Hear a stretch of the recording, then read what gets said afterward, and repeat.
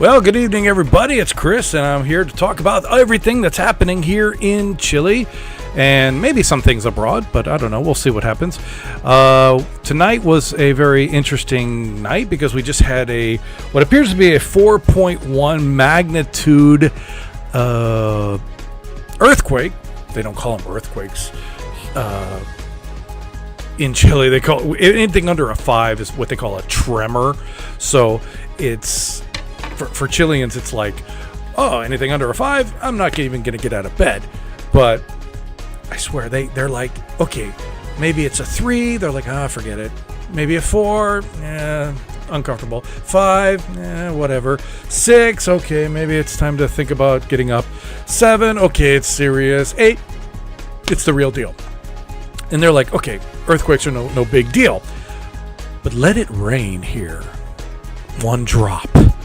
And they're like, oh my God, you got to close the schools. You got to close the public infrastructures. You got to, oh my God, there's flooding. And there's always flooding because the streets don't drain properly. And why do they not drain properly? Because, well, some people, they throw a lot of their trash and garbage. And I don't mean like trash like from your kitchen. I'm talking like junk that like refrigerators and whatnot. They just throw them right into the river or canals, and that's what blocks a lot of what's going on, the drainage systems in Chile. So it's like really a bad deal with that. So it's really, you're like, oh my God, you every time it rains here, and it's gonna rain soon, they're like, oh my God, just little bit of rain, and everybody in Chile's like, what the fuck? Like too much to handle for them. So for them, rain is like their big enemy, unless you're from the south of Chile, of course, and that's different.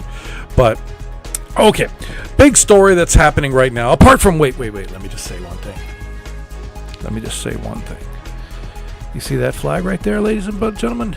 Yes, the United States won their second game of their World Cup appearance to Australia. God bless our brothers and sisters from Australia, but we did win against them. And it's surprising because most people from the United States, we're not really into soccer or football as it should be called, because that's what it's called all around the world. But for us, soccer rates way down the list on the top sports of the United States. Right now, in 2026, a lot of people they would consider the top sport obviously be American football, the NFL. The number 2 sport comes in really close is the basketball. That basketball took the place of baseball. Baseball for years was like the biggest sport in the United States. Not anymore. That goes to Venezuela. Venezuelans love baseball, and boy, that's really cool for them. And so I really love that. Anyway, but football, American football is the big sport in the United States. Basketball, then baseball. Man, I would say number 4, hockey. And I would say number 5 for the United States would be probably NASCAR or any kind of racing.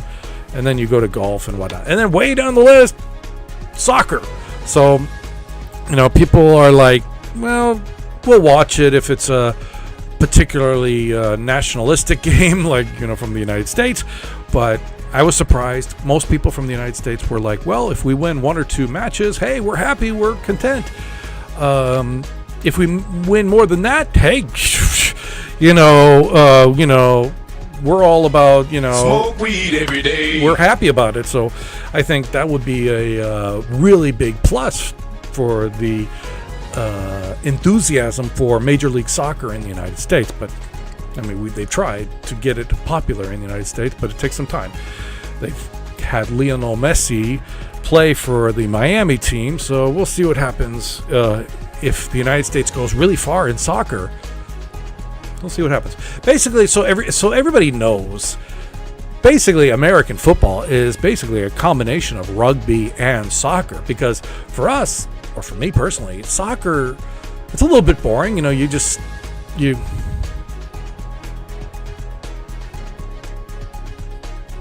And you're like, it's usually a low scoring game where you can't really cheer as much as you would like to, but it has a lot of elegance and strategy, whereas rugby has a lot of intensity but it has no strategy or elegance. It's just throw the ball up and just, tackle the man with a football or the woman. I've seen women play football now.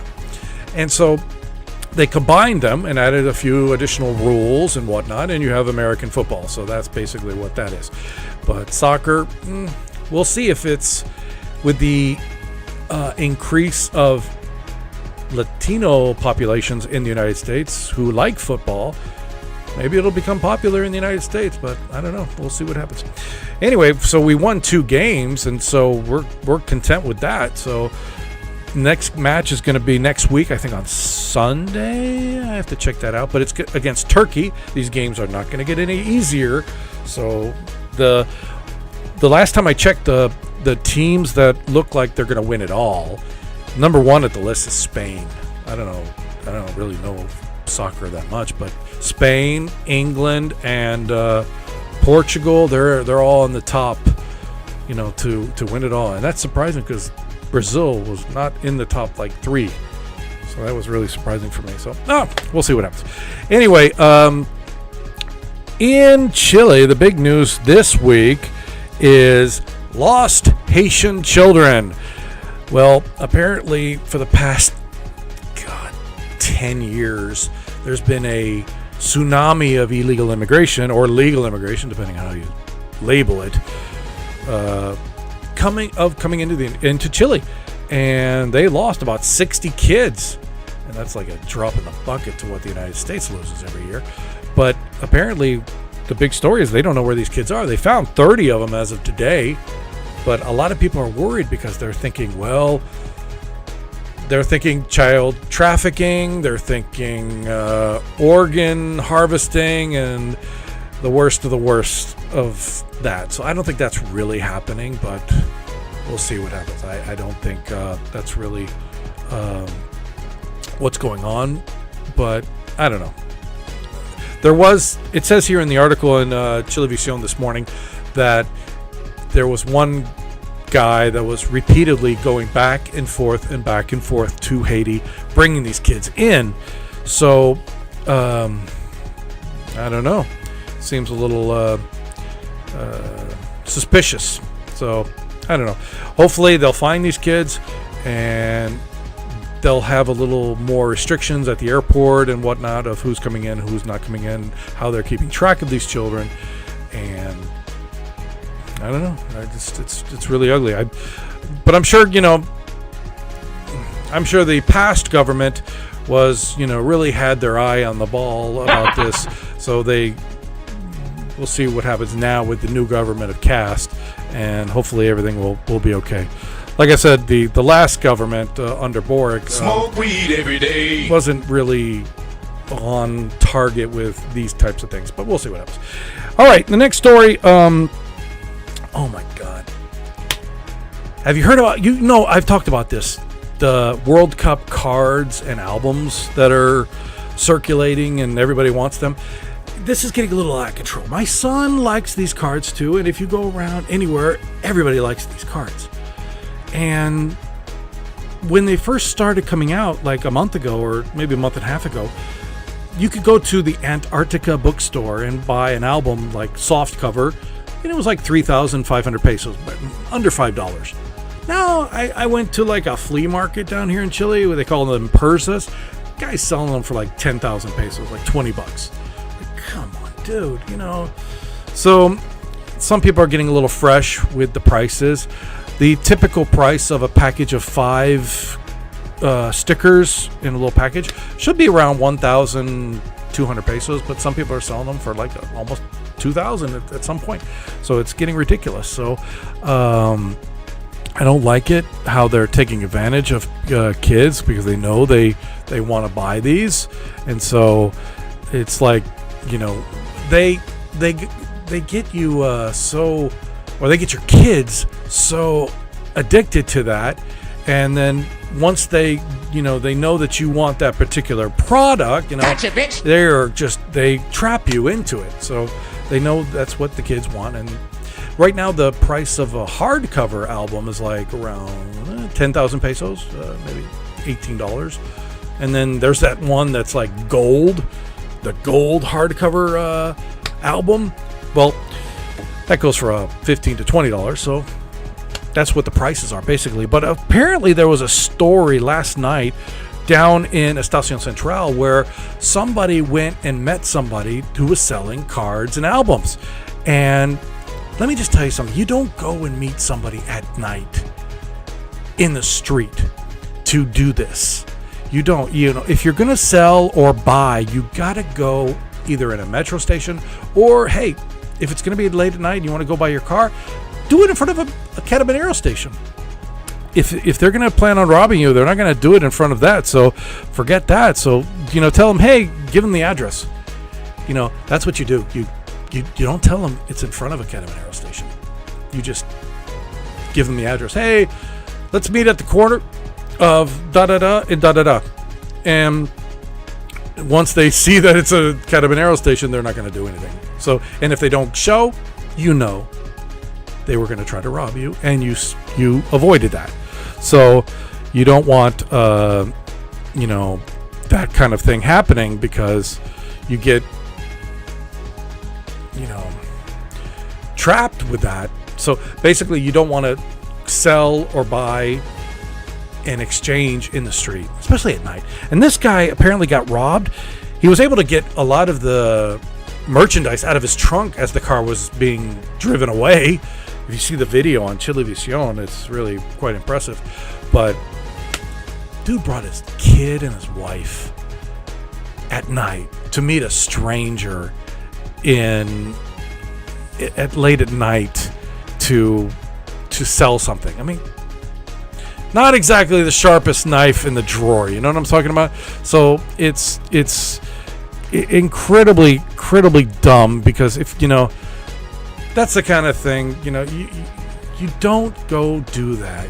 You're fired. It's unbelievable. So I think if you're gonna sell or buy, you got to go in the metro station or do it in front of a police station. Otherwise, you're risking yourself. And don't bring your kids. Anyway, okay. All right. Hopefully he had a GPS tracker on himself, so that would be good. Another thing I wanted to talk about before we end the video here is I'm not a big fan of guns. Go ahead. Make my day. Not really, but if I got to live in the Wild West, where the only people that criminals respect are people with guns, maybe. I'm not talking about the United States, where everybody has a gun or like an AR-15 or something like that. I'm kind of talking about just a small concealed weapon that you can carry on yourself outside of your house, because that's where most of the robberies take place, to protect yourself. And so that's what makes me troubled, is in Chile you can't have a firearm. Maybe you can, but you can have it in your house. But if you have to use it, then you have to go prove it.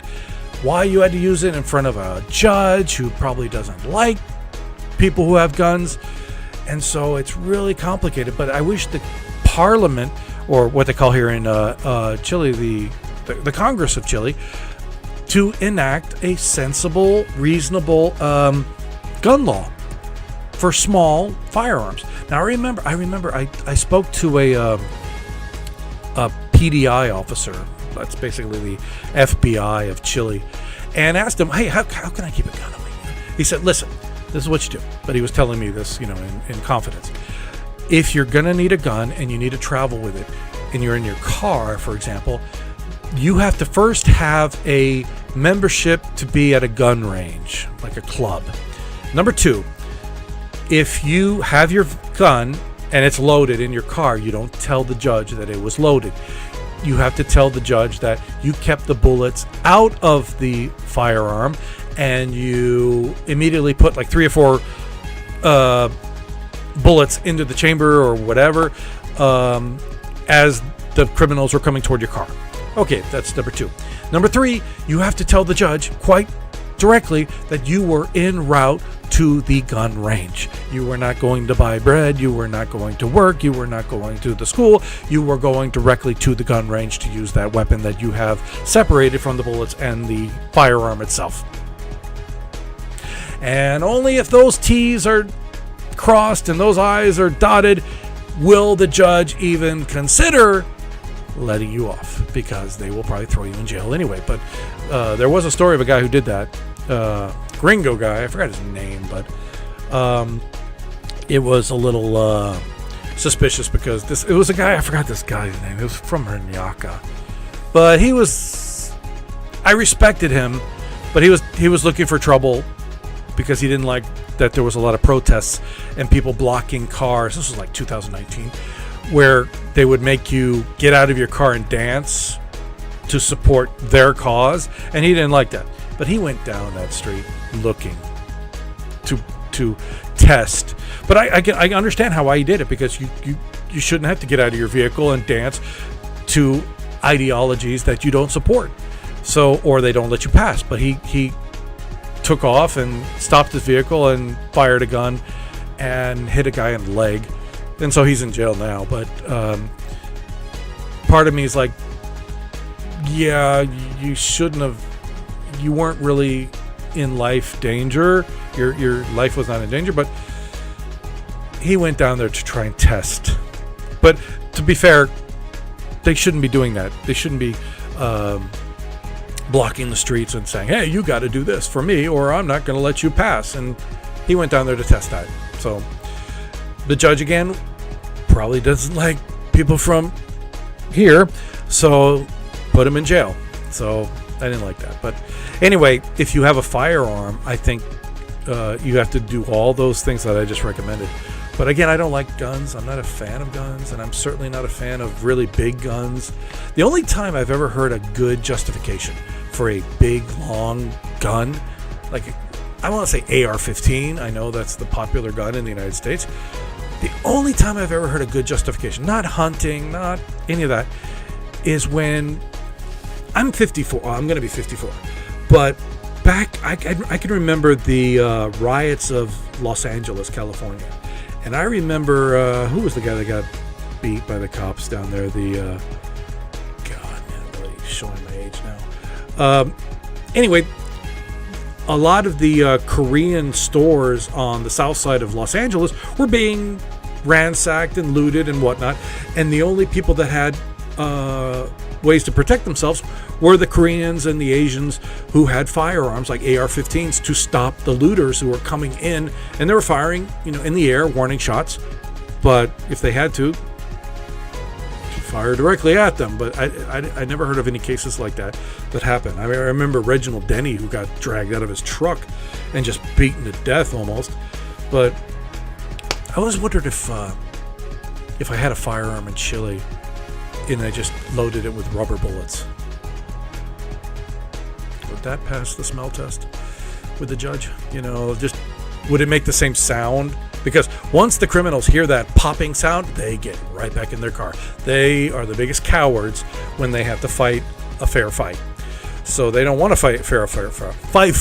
They don't want to fight a fair fight. So I wonder how that would pass the muster. But I always thought if the Chilean Congress had the courage to have a sensible, reasonable, responsible law for people to have a firearm, small firearm, concealed, with lots of regulation. Like, you have to go through 1 or 2 psychological examinations per year to keep it. You have to be a member of a range. You have to take safety courses. But they're worried about, well, what if they have the gun and one of the kids finds the gun in the house? And what if, somebody gets angry and there's a domestic dispute and they're fighting in the kitchen and somebody uses their gun? That's all possible. Absolutely. So it's really difficult. Really hard to, figure out what to do. But I don't know. But it makes me angry that politicians have security guarding them, but it seems like the only way you can have a firearm and legally be able to use it is if you're a police officer, even if you're off duty. But police officers, I find it interesting that they're allowed to keep their firearm while they're off duty. That's kind of strange. Shouldn't they? If I can't have a firearm when I'm dressed in civilian clothing, why should they? But personally, I wish they did have the gun when they have their personal civilian clothing, because that's another benefit for us because the delinquents don't know if you have a gun or if you are a PDI, FBI officer or carabinero, so they don't know. So they're running that risk too. So I don't know. What do you guys think about that? Do you think Chile should have a gun law to be able to use weapons? I don't know. I'm not a fan of it, but we'll see what happens. All right, well, I'm going to take off. I think tomorrow maybe I'll make another video, and we'll see what happens. Maybe tomorrow. I don't know what news events are going to happen. Hopefully there's going to be no more earthquakes, because this Florida boy does not like earthquakes. If you want to see me running out a window, that'll be the way to do it, is start shaking the whole foundation of the house.